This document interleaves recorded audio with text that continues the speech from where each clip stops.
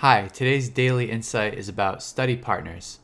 And no, I'm not talking about back in college when your roommate used to do your computer programming for you and you used to do their calculus and then you guys would trade answers. That's dividing and conquering, and that's not the same thing as studying together. It does help with efficiency, but it doesn't help both learners get a deeper understanding of the material because one of you knows everything about one subject and the other knows about the other subject. So that's not what we want to go for when we're collaborating. Instead, we want to take on the belief that's quoted here from Stephen Covey, this idea that I believe in this concept that you learn by teaching. That's something that you probably already know about me from watching this channel. But I'll share a story with you about when I came to this belief. It was back when I was 10 years old. It was the first time I tutored someone. It was in the 4th grade. My friend's grandfather paid me $10 to teach his grandson math.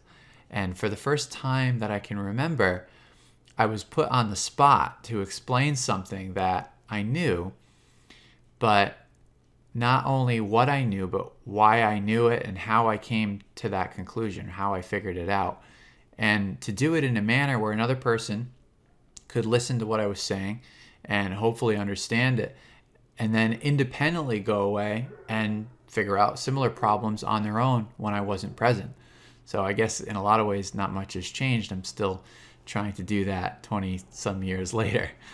But the point is, when you study with someone else, there are 2 ways that you can win.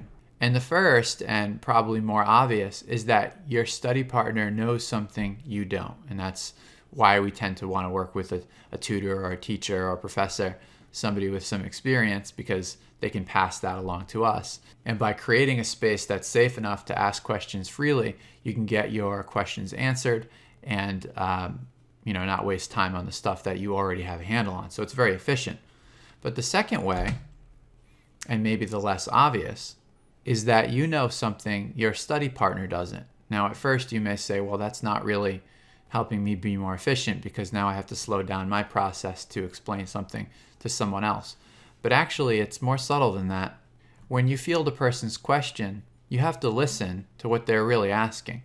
Have they asked a good question, or are they starting from unknown unknowns where they don't even have sufficient context to ask a good question? And then the challenge becomes, how can you give them the context that they need so that they can formulate a better question? And now, did the 2 of you agree about the context, and working together, can you formulate the best possible question?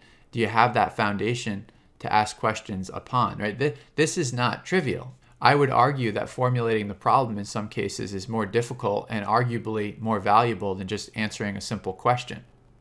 So helping others learn is really an opportunity to go deeper and expand your own knowledge through that transaction with someone else. And when you study independently, the opportunity is to pretend that you're going to have to teach the material later. So this is a fun little game you can play with yourself when you're studying and you're thinking, oh, I'm confused and this doesn't matter and how am I ever going to remember this? And you can just imagine that there's someone else there with you, or you can really get someone involved. You can grab a colleague or a study partner or a family member, somebody who's hopefully patient, and ask them to learn from you as you teach them how to solve a problem. And not just to play along, but really ask questions and make sure they walk away having gotten it in a way that they could theoretically go and teach it to someone else. That's the level that we want to play at when we're studying. And if questions lead to more questions and it becomes a bit too much and you're starting to stray from the relevant material, then what you can do is just keep those questions on a separate list. I call that the rabbit hole list. I always keep a list like this where questions go. And sometimes, 80 or 90% of the questions are not relevant to anything else, so they just kind of go there to die. But then there are these persistent questions that come up.